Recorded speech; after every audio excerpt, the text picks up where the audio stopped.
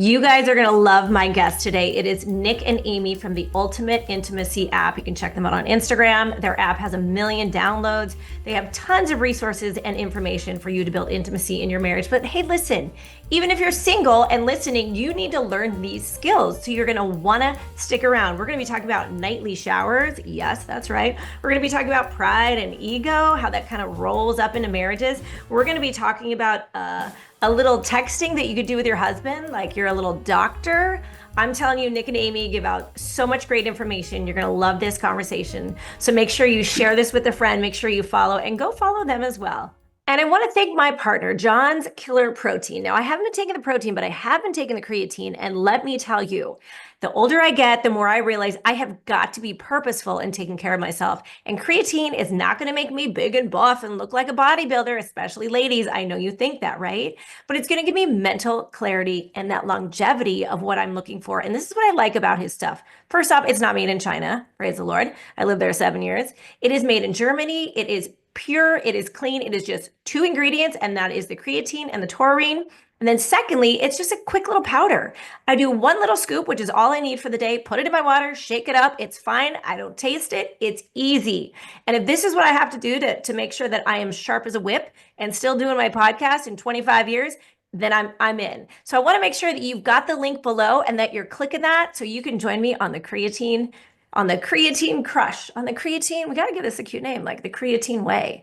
Anyways, well, go get some creatine. Well, I am so excited and just beyond pleased to have both of you on the podcast today. Thank you so much, Nick and Amy, for joining us.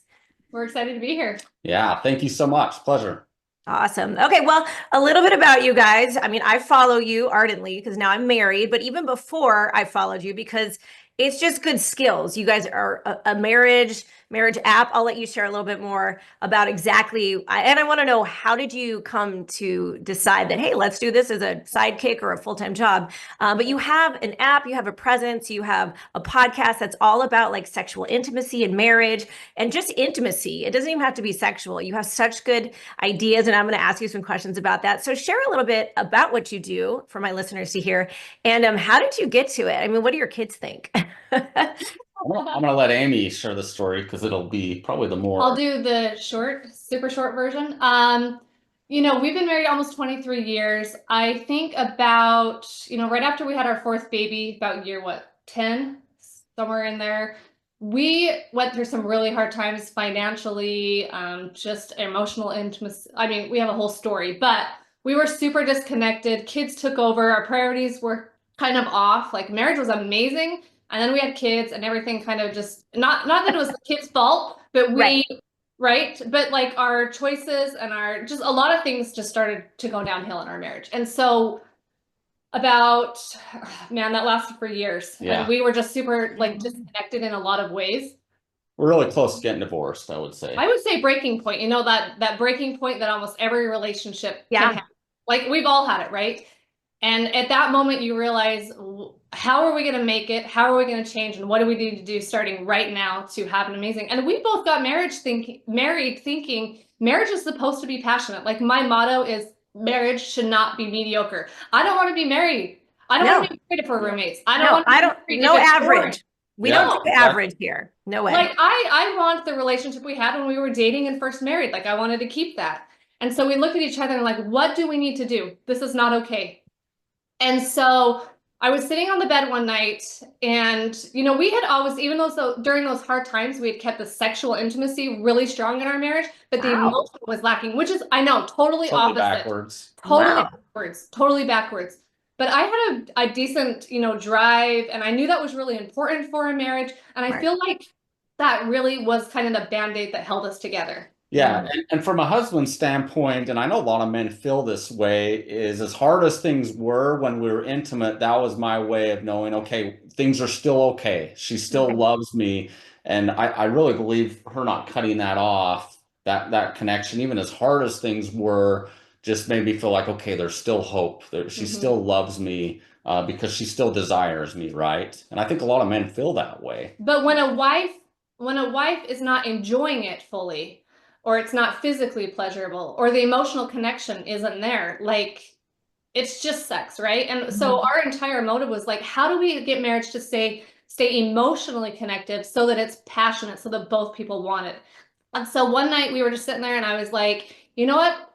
I bought it. So I ripped the Band-Aid off literally one night and I just bought a bedroom game. And I'm like, am I broken inside? Like, why do I not crave it anymore? And I'm like, maybe it's me. And like after that whole experience, we started talking about sexual intimacy, realizing the emotional side was broken. And we started having conversations that we had never had. Because once you can talk about that, you can talk about anything. Yeah, right? let me interject real quick because you're exactly right. So we didn't do a very good job of communicating, right? Like if something was a hard topic, I was a kind of shy away and I don't want to talk about it. So our communication was not good, and I think that led to a lot of the issues in our relationship. So when she bought this bedroom game, and all of a sudden we started talking about sex, we realized we can talk about anything. And it's like the floodgates opened because as we started having these conversations and talking about these hard things that we never talked about, it was like our relationship just almost overnight started changing because now we could talk about these things. Well, all of a sudden it went from like physical to like, well, I'm not feeling this way because of this, and our communication sucks, and I'm not feeling connected in this way. And so just all these conversations started coming out, and we just, I don't know, that was like our breaking point and our changing point at once. And nobody, let me ask a question. And nobody was getting defensive, because that's usually what happens is someone brings up a hard topic and the other one gets like immediately defensive. And I mean, kudos for you, girl, for one, still having sex, even though there wasn't that emotional connection, because we all know women need the emotional connection to have the sex and men want to have the sex to create the emotional connection. So kudos to you. Every woman kind of needs to hear that. And she needs to not just lay there, but like enjoy, even for her own selfish reason. For if there comes a point where you're like, I'm gonna get this for me, do that, because he's going to enjoy that so much more. Let me just say one thing on that statement. My marriage was still a good, healthy marriage, besides the lack of like deep connection. Like it was still emotionally faithful, physically faithful. Yes. It was still like healthy in those aspects, because I would never tell a wife like in a really like there was no kind of like that kind of like abuse or toxic, that kind of way. It was just that we were having, you know, disconnect. We weren't taught the tools like how to have an amazing marriage. And so we were having to try and figure out a lot of those things. And so I just wanted to add that in, because yeah, like no wife, if she's not feeling loved, and you know, I talk about this all the time on my podcast, but if she's not feeling loved, if she's not treated respectfully, if she's not treated with kindness, the intimate side of the relationship is out the door, right? And it kind of do you think though that that's like men need to be teaching men this, and men need to be more open to learning it, which is why I bring up the defensive part, because I feel like men get very defensive. And I dated a long time and I love my husband, but you bring up something and you know, he's amazing at work, but lo and behold, you tell him, could you just kind of adjust this? And he's like, what? Wait, what? So the defensiveness, how do you make sure that that's not happening? I think it's just having those good conversations and starting to feel more comfortable with those. Because I was the same way. I would get real defensive and I would take it as like a shot to my ego, like, oh, I'm not good enough, or I'm doing something wrong, or whatever. And now we can have these conversations where we can be really open with each other and say, hey, I need you to do this, or I don't appreciate doing this. Like, oh, sounds good, no problem, you know. And I think obviously having the respect there, and so much. One of the things we've learned as well too is so much is how it's presented, right? If you say, you know, if you present something to like, man, you aren't doing this, you're horrible at that, you know, versus like, hey, could we try this way? Or, you know, just in how the question is presented, I think too. And we really learn to be able to communicate a lot more effectively. And so I think that's been very, very helpful. And I think it comes with setting boundaries. Like instead of having toxic arguments or toxic fights, we set boundaries at this moment, because there were days where it was like we both got fired up and then there was silent treatment, right? Yeah. Which is pretty common. And then one day we're like, okay, let's set boundaries. Like there's not going to be any of that anymore. We're not going to raise our voice at each other anymore. Yep. When we have a disagreement, we're going to sit down and we're going to fix it, and we're going to talk like adults. We're going to be respectful with our words, with our actions. We're not going to storm off when we're frustrated. Like it's just if two people can set boundaries and be like, we're a team. We only win if we're a team, right? We don't win if one of us is upset about something. So we have to come together and figure out, how do we learn to communicate so that when somebody's frustrated with something, we fix it and Yeah. we listen to each other. So what He's happened? not your enemy. He Yeah, is not the exactly. enemy. And there's nothing, and I'm going to say there's nothing worse than like the devil wants you divorced. Absolutely. So God wants you together for his glory. And I'm just going to say that. And people know how I roll on that. And so that is just, it's mature. Like when two people are doing the silent treatment, that's so like kindergarten. It really is. I mean, it's Well, fine. And really I think is. everything comes down to one word, which is pride. If we Right. can just drop our ego and our pride, literally it Right. changes everything. Yeah. So kind of getting back to it is what we saw happen within a very short period of time is our marriage completely changed. And we're talking like from almost getting divorced to like just like, oh my heck, I can't even imagine things being better. And it happened so quickly. And we thought there's got to be something that we can do to share this with other couples, right? There's got to be a lot of other couples that are dealing with the things that we're dealing with. And so Amy, woke up one night and said, I think we need to build an app. And I'm like, well, I've learned that whatever Amy says, let's do. I'm like, 100% behind. I believe I was inspired. And so we put this app together and built it. And everything we share in our podcast and the app, everything is based upon the things that we've learned. Obviously, we had marriage experts and therapists help put the app together. But as far as like our podcast and everything, we just share the things that we've learned. And we don't claim we're therapists. We just say, hey, here's the things that we've learned along our journey and things that we're still learning. And it's benefited us greatly. And hopefully they can help you. So we threw this app out there, just more of not having any expectations, just that if we can help some couples, like it's helped us, that's what it's all about, right? Because it's been life-changing for us, and it just exploded. And we're like, holy smokes, this is obviously really needed. And so that's so a few years later we took it full time, both of us. Wow. And we get to say, I know a lot of therapists who are messed up. They have terrible relationships. They're divorced and a mess. It doesn't, and they're all head knowledge. They're not practical. I am a practical person. And that's why I mean, you have your little intimacy calendar, like, here we go. Every day, there's no excuse. This is what you can do. You don't even have to think about it. Like, I love anything that, hey, just tell me what to do and I'll do it. And for people are busy. And so I think it's so needed. And I love it. You guys have retreat coming up. I already signed up. I'm like, okay, there's UTVs, anything fun, bringing the fun back in the marriage. I'm all about fun. Even make dating fun again. These poor single people. It's just hard. It's hard. It's hard out there. Well, awesome. Okay, I've got a couple questions that I definitely want to get in here. So real quick though, how do your kids feel about it? Because, and I will state this, is there's a lot of sexual stuff on there. It just intimacy, there's intimacy ideas of connection, but then there's also physical connection. And your kids are good with that? Do they get a little like, oh my gosh, my mom and dad? I would, okay, so we have like house of teenage girls. Our son's already moved out. I would say they have not seen the app. Obviously, it is for married adults, so I don't think they know. When people say, "What do your parents do?" They help couples like have a passionate, better relationship. Our oldest girls, and our son, they're old enough to know what's going on in marriage, right? Like we tell them enough that's appropriate for their age, but yeah, like we're very open. We're like, hey, like I just launched a book, let's talk about sex. Like, I saw that. Like that word, they're mature enough to not know that word is not like an inappropriate word. We talk about it in a mature way. Like sex is amazing in marriage. And when you're married, we will show you everything that we do and teach you everything that we know. You know what I mean? So well, Song of Solomon talks about like, do not arouse it until it's the proper time. And so, and I just had a Christian the other day. She's like, I want to have sex before marriage. I'm like, you're going to ruin your honeymoon. There's a consequence. You can. Sure, you can. The Bible says all things are, option. You can do it, but not all things are beneficial. So go ahead. But when you get to your honeymoon, you're going to be sad because you're not going to have a honeymoon and you're going to feel that consequence. But so I love it. You have a little Instagram reel. And you guys probably like set up your cameras and your daughters are eating their breakfast and you're just kind of hugging, because the truth is your wife is more important than your kids. Your husband is more important than your kids. And I really want to stress that because I hear this especially in round 2 marriages where you're blending. And any suggestions for that? And obviously you're round 1 marriage, but now you have kids that are like, well, these are my kids and they're so important to me. Well, these are mine and they're so important. And that a lot of second marriages end because men aren't choosing their wives and wives aren't choosing their husbands and they're choosing their kids. You're exactly right. So we have some of our best friends are a blended family with quite a few kids. And a lot of the people that use the app are blended families.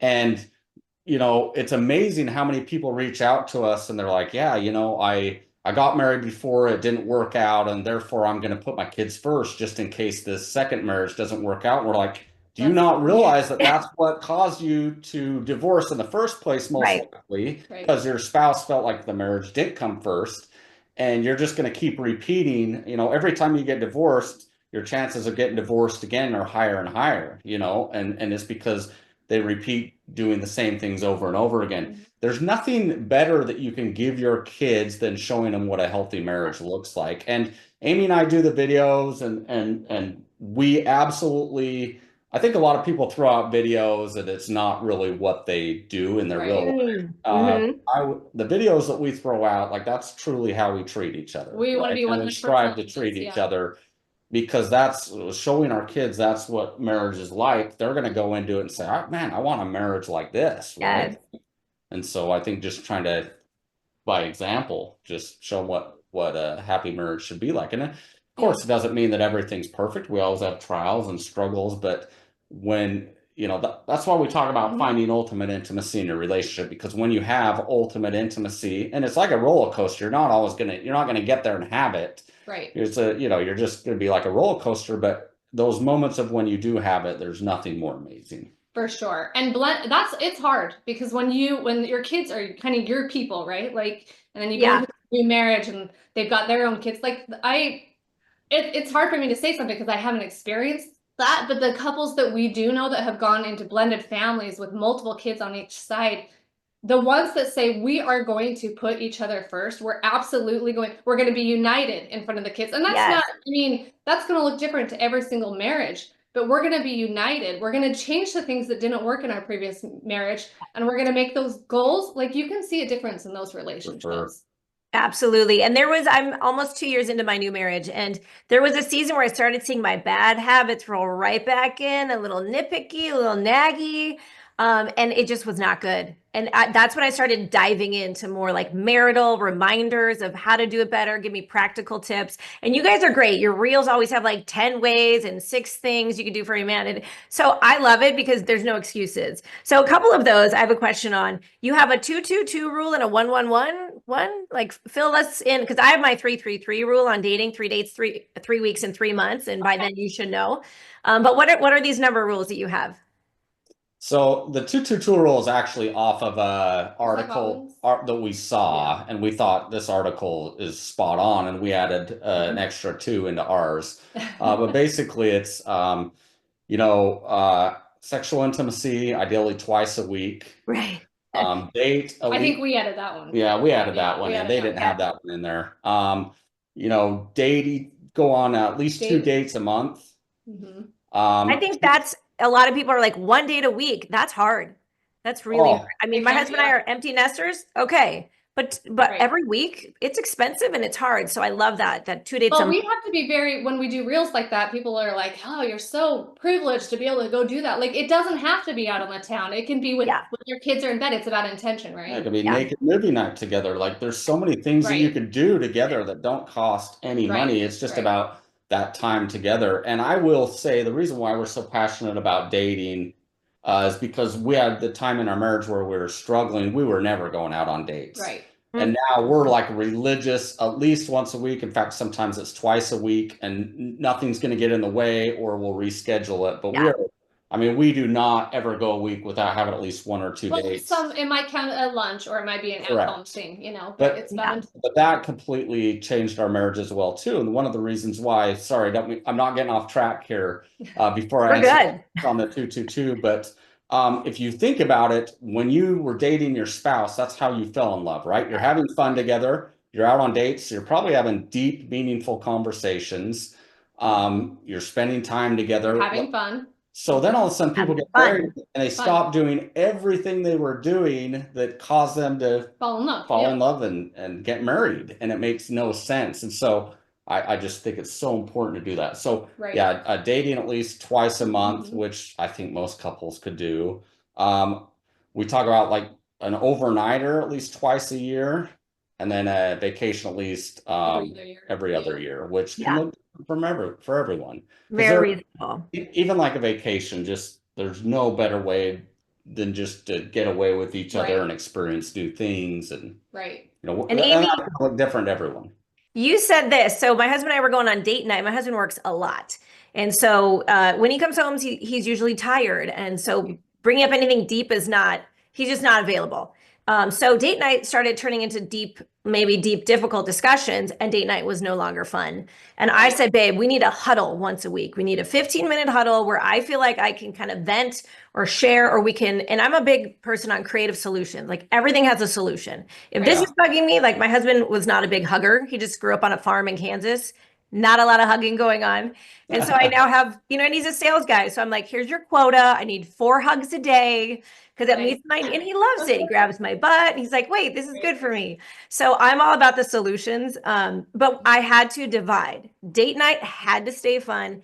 And the huddle was when we asked, maybe, how's it going? Are you feeling like your needs are being met? So girl, you got to keep it fun. Right. Yeah. Right, you really 100%. do. I mean, it's so easy to go on date night and just talk about the kids or talk about work or just all the, you have to be exciting. Yeah. Here's another one. There's the Ezzos. They have a great book called Growing Kids God's Way, and they have this thing called couch time, where since kids are little babies, you sit on the couch, you light a candle, and it's mom and dad in front of the whole family, but nobody for 15 minutes can talk to mom and dad. Only mom and dad get to talk to each other. And the beauty is that your kids see you two together.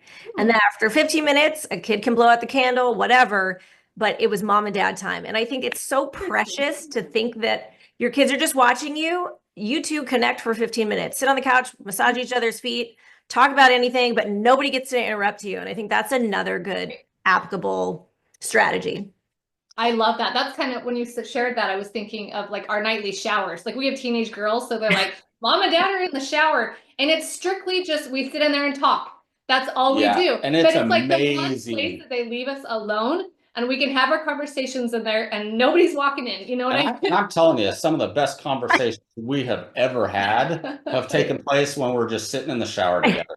I am pulling out my highlighter. It's not sexual. It's 100%. This is our like area where nobody bugs us. Because otherwise, like teenage kids, a bunch of teenage kids are in the bus. I mean, sometimes they're up till midnight, 11 p.m. You know what I mean? Like they're not going to bed at 7, 8 p.m. like toddlers, younger kids. Like that is our space. That is the only place we get privacy where they're not going to come in. Or sometimes we'll go on nightly walks with our dogs, just the two of us, and that's awesome too. So I mean, like you said, I love that you said solutions, because to every problem in a marriage, there's absolutely a solution. Absolutely. Yeah. And discouragement is just from the enemy. Like, oh, I just don't know if it's going to work. You just have to figure out how it's going to work for you two. That's important. But there is a plethora of information out there these days, but little transformation anymore. And it blows my mind. I'm like, how we all know, I mean, even like words, connection words and different things like that. There's a solution for everything. So, okay, I got what I've learned as well too is, a lot of people out there, use the excuses, oh, that's just what marriage is like, right? Like, oh, you get married and then these are the things that you think are just the way it's going to be. And it doesn't have to be that way. The other thing that I've learned is to take your marriage from a place that's not very good to having a really good marriage. It's often would feel like, you got to climb Mount Everest, but you don't. Like, it's actually just, if you both want it and you just start implementing the simple things, it actually isn't that hard to have so much better of a marriage. Now, yeah, it takes work and it takes both of you wanting to do things, but it's... Well, that's key though, is the word both of you. Yeah. And so many people get stuck on that. Well, my wife is checked out. My husband's checked out. Like we both don't want it anymore. I bet deep down inside, both of you want it. There's just some kind of barrier keeping you from wanting it or having it, right? Like, again, a solution. So like we talk about that all the time on our podcast. Like, what are those barriers keeping you? Is there resentment? Does something happen that you haven't talked about? Is there lack of respect from something? Like something is keeping that one spouse from wanting to break through. And as soon as you figure out what that is, like the breakthrough can be amazing. Yeah. I agree with you on all that. And even if the other spouse doesn't want it, you can still pave a way. Like I've heard of this thing called the smile campaign that women can give their husbands. For a whole week, you just smile at him. You smile at him. And if he's like, why do you keep smiling at me? You just say, because I'm happy. I'm happy to be married to you.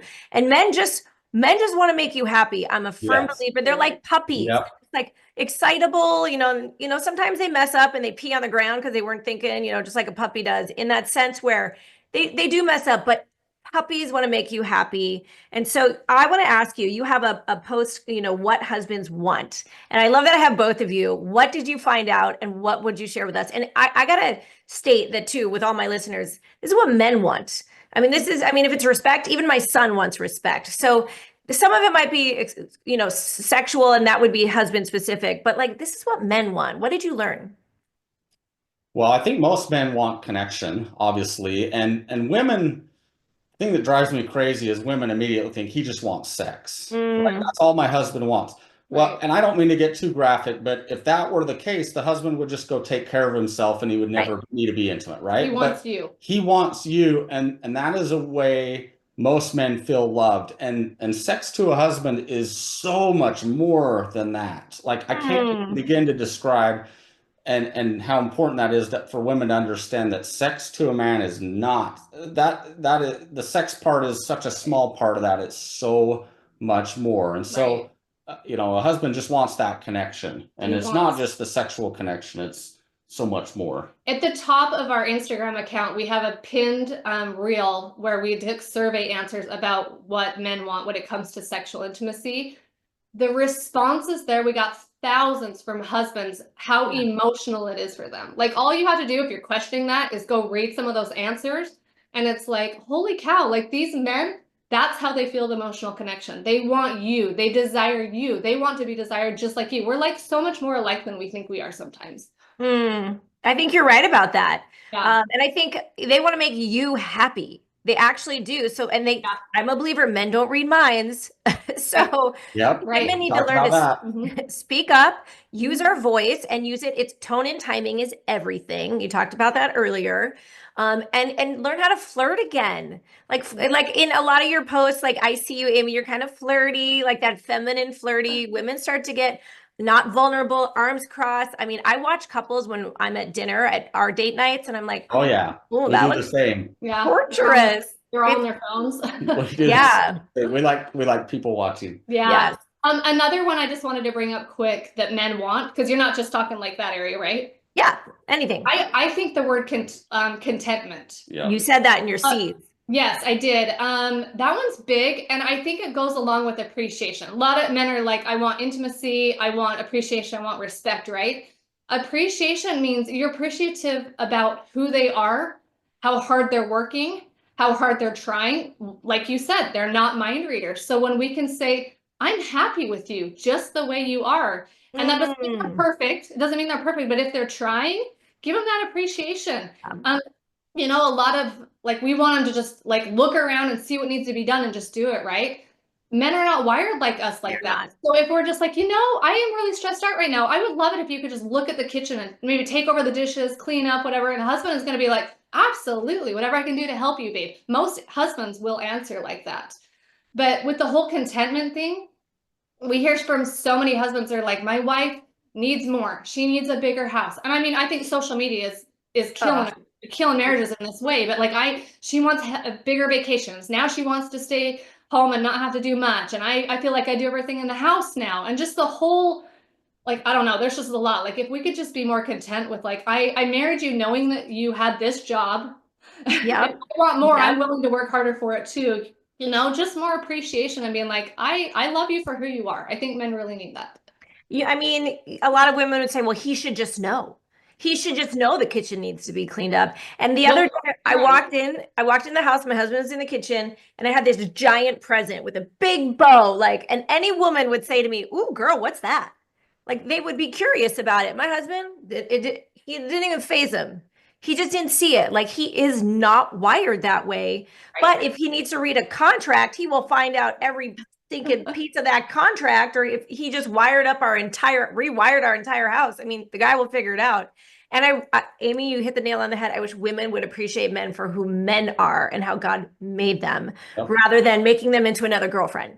And I can Right. be like that sometimes with my husband. As a matter of fact, We all can. Well, yeah. and it all We all comes can. it all comes back to one word: pride and ego, right? Or well, two words, I guess, same thing. But you know, just like Amy said, how easy, and we do this in our relationship all the time, is she's like, hey babe, would you mind helping me out? Or not even helping me out, but would you mind doing this? And that'll give us more time to be intimate tonight, right? There's so many ways to approach things in the right way rather than coming in and saying, you never do anything. Right. Now I'm not in the mood, you know? Yeah. Yeah. Right. But it is true. Women are crockpots and men are microwaves. So I'm a big fan of that, like visual. Emotional crockpots, absolutely. But I like that flirty, like reward that you would give him, you know, hey baby, if you help me out. And I've heard it's if you say it this way to men. And I tried this with my son. I said, hey, can you vacuum the staircase? And my son was like, I'm so offended by you asking me that, mom. I'm like, oh my gosh, you're a 24-year-old boy. What's the problem? But I've heard if you say it like this to men, they'll do it. And it worked with my son. I said, hey, I would love the staircase vacuumed. And then I left it. And my son did it. Like there was no opposition. So instead of telling them exactly what needs to be done and how to do it and blah, blah, blah, that list of like, okay, you're going to watch the kids. Here's the 17 things you need to do. Just be like, I just would love the kids watched. And so I can go out and then boom, a man will say, okay, but you've got to let him do it his way. Right. Right. You know, and that's honoring. I love that you said that. We actually try, and this takes a certain level of healthy in your marriage, right? Like we're talking about like people with a good relationship. But like just a little bit of transactions, like more of a joke in our relationship because we're at a good place. I can say, I really don't want to go to the grocery store, but if you'll go for me, be like, I'm all yours tonight. Do you know what I mean? Like, and he's like, yeah, absolutely. It's out the door in 20 seconds, right? So like Wait, what did Nick just say? He's like, what else? What else? Well, yeah, what else? What else do you want? What else do you want? But like, not like everyone thinks of transactional as like totally toxic. But if you're in a good marriage, like if you want to do this, I'll do this. Like it's flirting. And a transaction, if you just look at it in general, everything we do in life is a transaction. We go to the store and we give money for food, right? Yeah. We go to our job and trade our time for money. And a transaction is typically a win-win. For both. Win-win. Yeah, so Amy and I have talked about that. We're like everyone, and we did a poll on this and we said, what do you guys think of transactional sex? And I don't remember the results, but most people were against it. Right. And we're like, why not make it fun? Right? It's the word. It's the word. You know, and sometimes Amy will do something and say, you know, I'm going to beat you to initiating this time. And that, you know, I mean, that's great. Little things. Yeah. Or we'll be playing pickleball and she'll be like, hey, we win this game. It's going to be a good night for you tonight. And all of a sudden I go from a horrible pickleball player to looking like I should be on TV. So. That's flirting, right? Like when you lose that, I mean, like when our breaking point, like there was no flirting going on. Yeah. Like that had died. Yeah. Well, and Amy, you need to write these things out. I mean, are these in your book? Like things women can literally say, and some women need to practice it because they'll say it and it's not flirty and it's just not who they are. And it needs to come off like, hey, cutie, or like you maybe need to reword it according to you, but women need to practice these things. Even in my sexy course last night, you know what? And I talked about what the word sexy means. It means you're intriguing.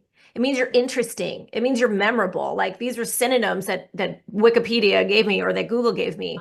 But like sexy doesn't mean you just give out sex because that's not even sexy. Right. That's the irony. Well, and it's an attitude too. It's feeling sexy. It's feeling confident, right? It's confident. Well, and Amy and I have sent some texts back and forth. I think she sent a text one time that said, this is, you know, it came up as a text message looking like a doctor's appointment. And it said, this is Dr. Amy. You have an appointment tonight at 9 p.m. in the shower, and I'm going to be examining your body. Oh, so cute. Reply yes if you're confirming the appointment. Like just fun things like that, and I'm like, oh my heck, this is like the coolest thing ever. And I take a screenshot and show the world, and just doing fun things to keep it fun.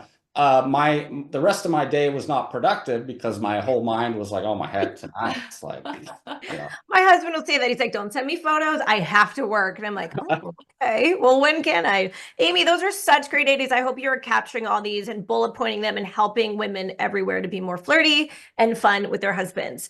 This is all so good. So tell me about your book. Let's talk about sex. Okay. So I actually co-wrote it with a really good friend that we have. His name is Nate Whitson. He came up with the idea. He's like, I want to write the man's half. I need a woman to write the women's half. And it's how to talk about sex, 20 things Christian couples wish their spouse knew, but don't know how to tell you. And so I talked to the husbands. Okay. Plenty of the top things that I think, and I took a lot of surveys on this, but I taught the top 20 things that wives want their husbands to know. And it absolutely, it's not all about sex. It's like half of it is emotional intimacy, what we need. Women are like crock pops. This is how our body works. This is how our hormones work. Do you know what I mean? So I was talking about those things, and then Nate, he's amazing. He talked to the women about what the men want. And obviously that was a little more sexual, but it's a wonderful, wonderful. We have gotten nothing but 5-star reviews, and yes. Good. How new is this book? We launched what, 2 months ago? Yeah. Okay. I'm a big book reader, and so I will definitely be getting that book. And I have to say, so for sexy, like my husband the other day he sent me this text, he was praying over me, and I was like, man, that's sexy. Like that kind of stuff for me, when he's praying over me and just believing God for the best for me, I'm like, okay, like, whew, it's super romantic. It's thoughtful, it's caring, it's kind, which nobody would think, oh, that's sexual, but that is sexual, especially to a woman's heart, you know? Okay, so I have a question. I think this is where I get most frustrated with when I listen to my single daters out there and even my married friends, is that men are just not innately romantic.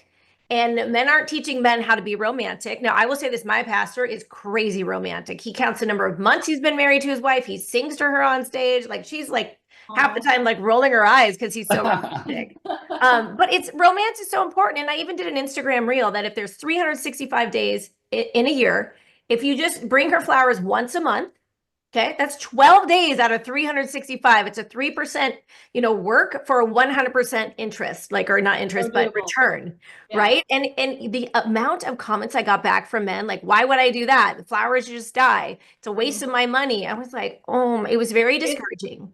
Is pursuing your wife a waste of money? Yeah, like $10. It's the thought. Yeah. I think from a men's standpoint, I think it's so vital to learn your spouse's love language, because from a man's standpoint, we think what is romantic to us is automatically going to be romantic to our wife. So a lot of times men are being romantic in a sexual way, right? Like we're trying to initiate, and because that's what we know, that's how most men like to be romanced by their wife. And so sometimes we're kind of stupid in that, that's all we know in our head. And so that's the only way we project romance versus if you really understand your wife's love language and understand, like, for example, if it's gifts, then you're unless you're speaking their love language in that way, it's like you're speaking Spanish to them. I can tell if Amy's love language is gifts, and I'm telling her all the time how much I love her and just speaking that, I'm like, show me. It's going to be like I'm speaking Spanish to her. She's just not going to feel loved, right? Yeah, talk is cheap. Go buy me something, even if it's little. Like you thought of me. Yeah, it's just thoughtful, right? So I think it's so vital to know our spouse's love language. And I say this all the time, even knowing Amy's love language is still, it's something I have to think about. It still takes effort. And I've just got to be like, okay, I got to, make this a priority. And I'm not always the best of it, but I certainly try. And that's the whole point is men, we just want you to try. Yeah. We just want you to care. We just want you to try. Right. But as women, we need to learn to appreciate even if they hit the miss the mark. Because there have been times my husband bought me a bracelet from India, and I was like, "What is this? Like, it's not even. This isn't even who I am." But I kind of poo-pooed it, and I killed him. I crushed it. He's like, "I'm never buying you a bracelet from India again." I'm like, "Good. I don't want one." But it's that danger zone of ladies just receive. We are made to be receivers, and he will get better. I mean, I always love the idea that women are the neck. Men are the head, but we're the neck. We move that around if we're smart about how we do it. So, what do you think of this idea? And I've gotten some flack. I think it's a good idea, but I made a list in my notes for my husband of like things that I would like, whether they're a little present, a restaurant to go to, because he doesn't read my mind. And I'm a little particular. I know what I like. I don't need to be surprised. Just do what I like. And if you don't know, just ask my daughter. She is what I call the lifeline. Every man needs a lifeline, like a girl, a mom, a sister. He can text and be like, will Amy like, I do. Yeah, help. And so I made him the list, and I've got some flack for it. Like, you're not trusting God with your husband to figure out what you want. And I'm like, I'm just helping him out. What do you think? What? Yeah, I think that's a great idea. I think that's I wouldn't even. Okay. Listen. I have to say something. For all of those who struggle with learning or knowing their spouse's love language or learning how to romance their spouse, because men need it too. It goes both ways. Yeah. We did a survey on that. Men are like, we want to be romanced. Why is it always about the wife, right? Like marriage is equal. So we added, and these are free sections of the Ultimate Intimacy app. You can download it for free. We have a mini love quiz. You can go learn really quick, 30 to 60 seconds, what your spouse's love language is. It's just a mini quiz before you go take the full in-depth one if you want. Right. And we have conversation starters that are also part of the free version that cover a full romance section. So pull it out on date night, super easy. Get those conversations off of work and your kids and say, let's talk about romance tonight. We have lots of different sections, but pick the romance section and you'll talk all about how do you want to feel loved? How does this make you feel loved? How does romance look to you? Like, we're trying to fix all those little gaps where people are like, how do I learn this? Or how do I prioritize this in our marriage? Like, that's what our app is supposed to be, is to help couples like, okay, it's not that hard. You can literally pull it out in bed for 10 minutes and talk about how to love each other. And I think one thing would change relationships. I think one thing is to wake up every morning and say, how can I be a better spouse to you? Or how can I be a better whatever? Like, how do I be better to you? How do I show you love better? If both people went, like, answered that, and then they actually took that answer and said, I'm going to do that for my spouse today, marriages would change. It's literally just that simple. Yeah. Yeah. How can I meet your needs? How can I support you today? Like, my husband One is simple thing. Yeah, crazy One busy. simple thing. And sometimes he's like, just let me do my thing. It's literally like, just step back and let him do his thing, where I'm not like, I need being needy. And I know, well, he should have time for me. It's like, just let the man do his thing. And when he comes, he will be in a better space rather than all displaced. And I love questions. I'm a huge question fan. So my husband and I, we go sit out by the fire pit, and he knows fire pit time means pull out questions time. It's not just sit there and yap about the day, because I can yap and I don't want to yap. I want to have intentional time, intentional questions.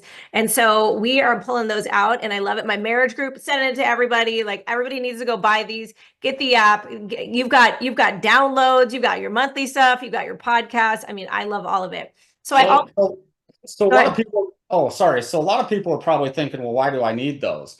Well, statistics show that the majority of couples have a hard time talking about romance, sex, these types of things. So they aren't doing it. Right. Whereas one of the reasons we designed it the way we did is it's really simple. If your phone is telling you the question, it takes away all the uncomfortableness of asking a question, maybe about sex or something that normally would be uncomfortable. But if you're reading it off the phone, it takes away all that. I didn't come up with the question, the phone did. Exactly. And it makes it so much easier. And honestly, a lot of the feedback we get is like, oh, the conversation starters. My wife and I will be driving on vacation, and we'll just be talking for hours about things that we never even knew about each other. And so it just it's going to make things that typically are hard to talk about easy to talk about, or easier to talk about. So. Yep. Well, my top listened to podcast, besides erectile dysfunction, that is the most listened to podcast, because it's real and it happens. Is actually on the top 10 dating conversation starters for like deep questions. So you're not just talking, nobody needs to waste their time anymore dating. I mean, dating is already a difficult skill set, but people want to have good questions in the beginning. So I have a couple more things I want to end with. I'm going to ask you guys how you met in a second here, but what hits of suggestions you guys would give to singles who are dating out there? Oh, great question. My first thing would be like, find someone who loves God. Yeah.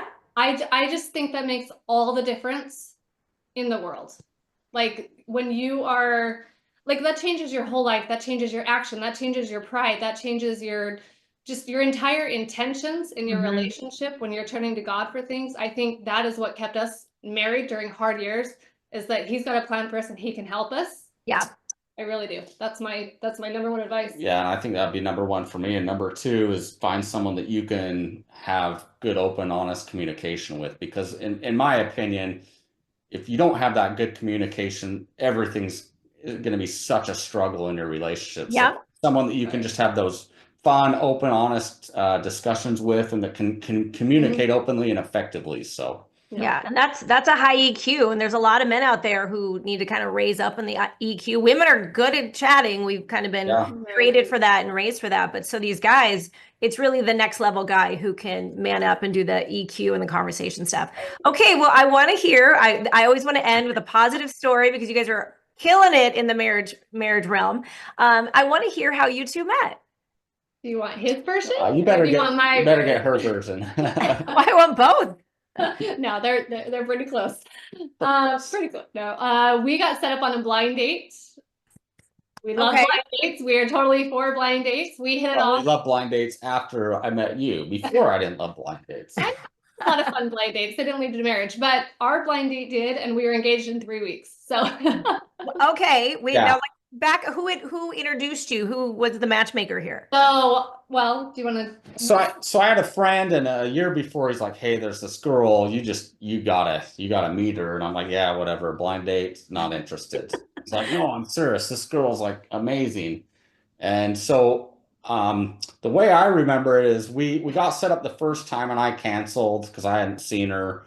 I don't remember She canceling. canceled the second time, and then we kind of got forced to be together the third time. So we went with another couple. So I was working with a girl that was friends with his best friend that he had been working with. So they were like, "We're going out. We'd love to set you guys up." So Okay. So the whole time they're arguing and whatever, and just having a horrible date. And Amy and I totally hit it off. And I was like 25 at the time. I mean, I had dated enough. I knew what I wanted. Amy had dated enough, and we just totally hit it off. And so, like, for the next Wow. 4 weeks, I mean, we were together nonstop. just, Yeah. every day doing something when we weren't working or school. Mhm.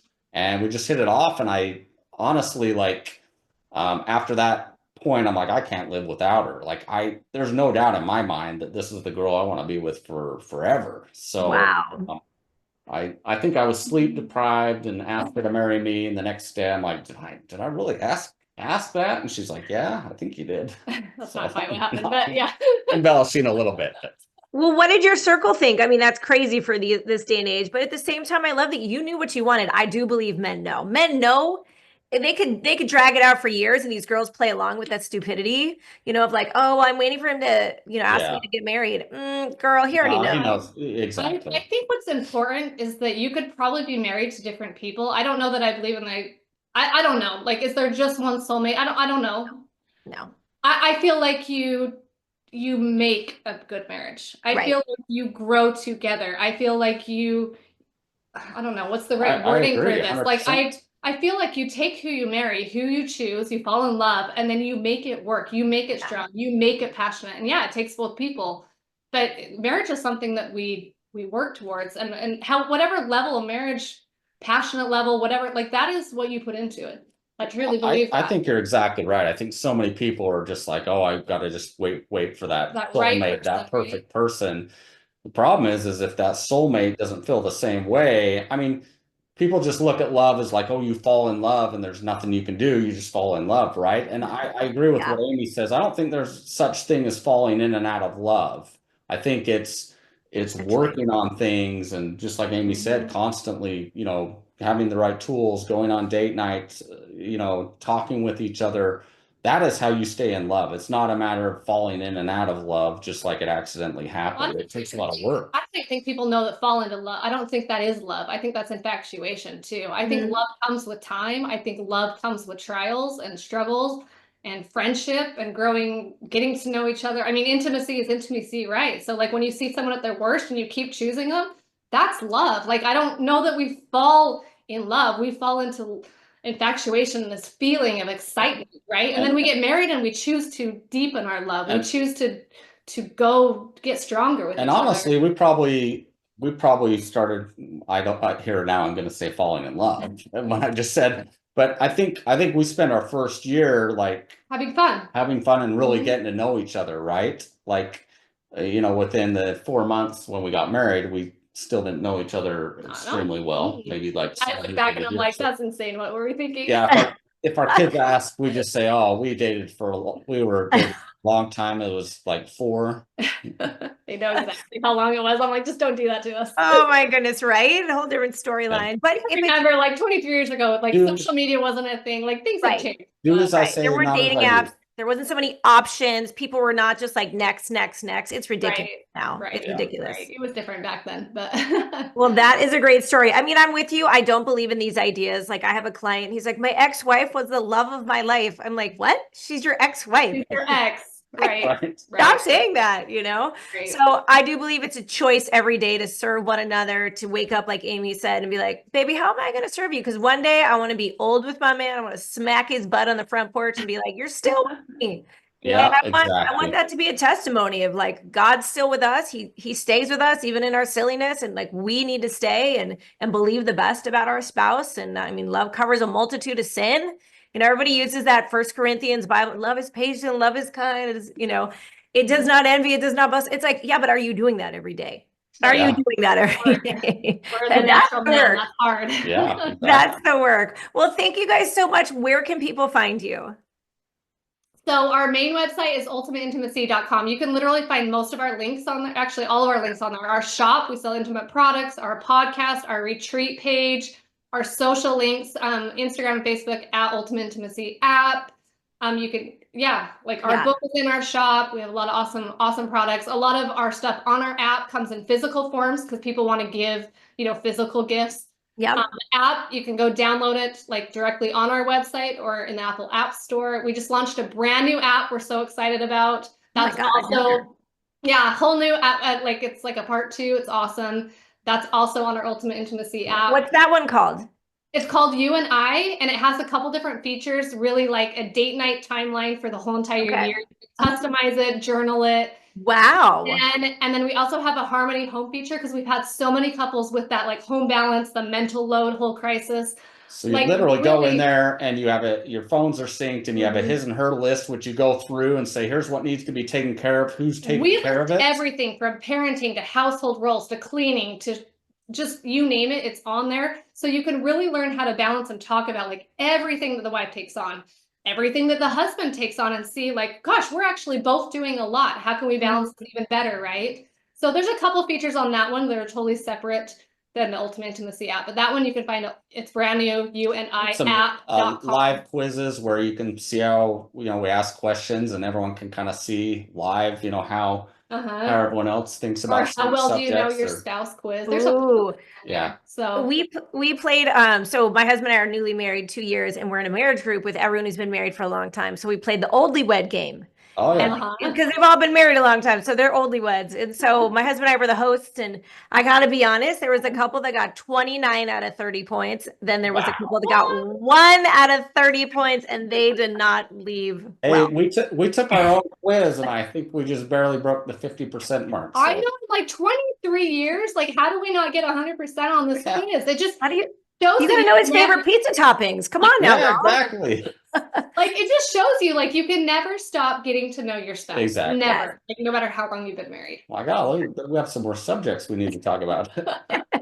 Pizza. Well, thank you so much, you guys. You have a ton of information, and I am praying that it will help married people and singles who are going towards that to have transformation in their life. I pray a blessing over you guys, and go check out their stuff. Thank you so much. Thank you so much for having us on. Pleasure. You bet. Bye. Thank you so much for tuning into a Matchmaker's Guide to Love and Life. If you enjoyed today's episode, and how could you not, don't forget to subscribe, share, and leave me a 5-star review. It's good relationship karma. And if you're ready to take your search for love to the next level, just join my matchmaking network. The link is below. Plus, don't miss out on my courses, masterclass, and all my other podcasts so you can find love and create lasting connections. Thanks again, and until next time, thanks for watching A Matchmaker's Guide to Love and Life.